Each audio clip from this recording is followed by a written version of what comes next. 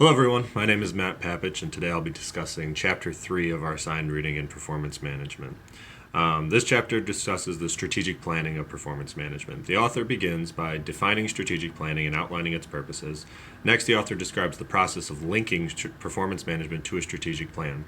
This includes four high-level steps, which are strategic planning at the organizational level, strategic planning at the unit level, job descriptions, and lastly, individual and team performance.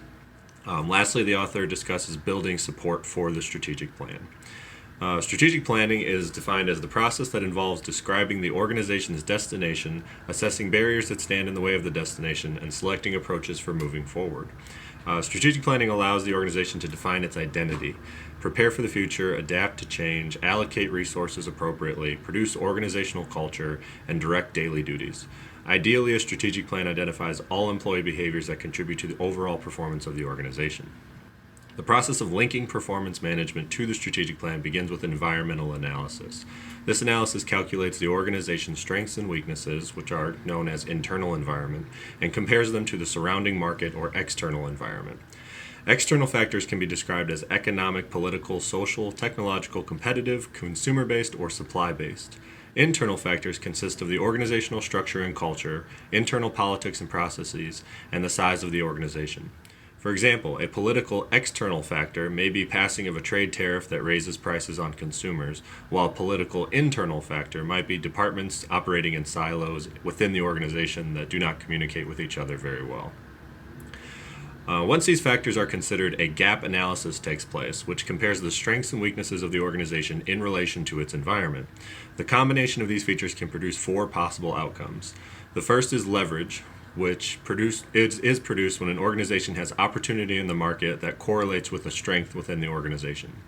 The next outcome is a constraint. This happens when the opportunity in the market correlates with a weakness within the organization, which leaves room for competition. Third, a vulnerability is when there is a threat to the environment, but it can be quelled by a strength or strengths within the organization. Lastly, a problem is when there is a threat in the external environment that correlates with an organization's weakness. Once the gap analysis is complete, the organization then creates a mission statement and a vision.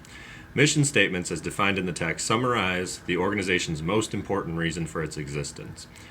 The vision statement is a statement of future aspirations. Quality mission statements answer basic questions for the employee and the consumer, such as why the organization exists, who the target audience or customer is, and what specific services or products that the organization offers. A quality vision statement is a brief, goal-oriented statement that has a specific goal and time frame for completion. At the unit level, organizations strive to integrate their mission statements and visits into tangible constructs. This is done through communicating strategic plans and creating job descriptions that are aligned with those strategic plans. At the individual level and team level, the organization must create a strategy that allows for measurable progress towards that vision. Ultimately, if there is no clear sense of direction or information presented is not aligned with the vision, performance will suffer, and ultimately so will the organization because these goals are not being met. Lastly, the author discusses the concept of building support for the organizational goals among employees. Essentially, the goal is for each employee to find their purpose and job role to be clearly aligned with the organization's mission statement and values. A great example of this is the famous story of President John F. Kennedy touring NASA in 1962. Throughout his tour, he's going through and he's meeting different employees, and at one point he stops and greets a janitor. He asks the janitor, "What are you doing?" To which the janitor replied, "I'm helping to put a man on the moon."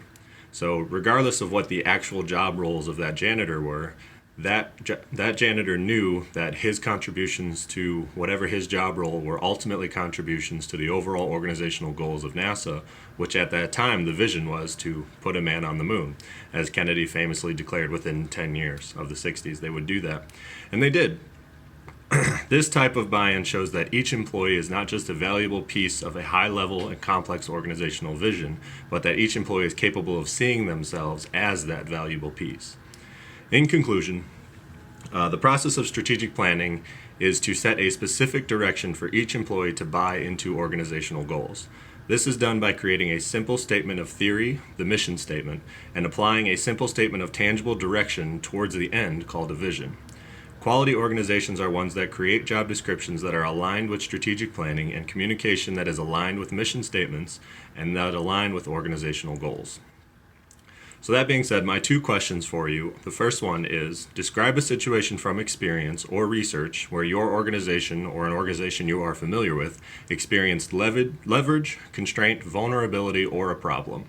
And the second question is, assume job descriptions within your unit no longer align with organizational vision. Describe how you would rectify this issue, understanding that job description changes often cause stress and discomfort for personnel as well as human resource departments. I will also post these questions so you can read them and answer them. Thank you and have a great day.